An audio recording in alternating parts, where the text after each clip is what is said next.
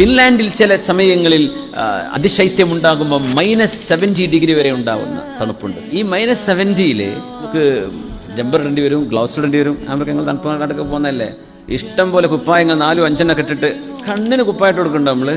ഇല്ല. നമ്മുടെ കൈ വിരല് ശരീരത്തിന്റെ ഒരു ഭാഗം പോലും, ഒരു എയർ പോലും തട്ടാതെ -70 പിടിച്ചു നിർത്താൻ വേണ്ടി നമ്മൾ രക്ഷപ്പെടും. പക്ഷെ കണ്ണ് തുറന്നു കിടക്കുകയാണ്.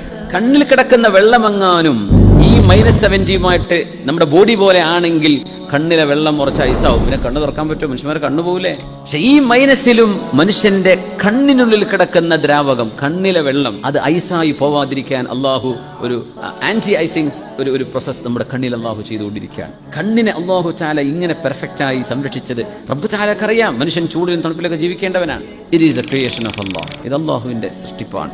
അത്ഖന കുല്ല ഷൈ, who has perfected everything he created. അള്ളാഹു ചെയ്തത് മുഴുവനും പെർഫെക്ഷനിലാണെന്ന് വിശുദ്ധ ഖുർആൻ.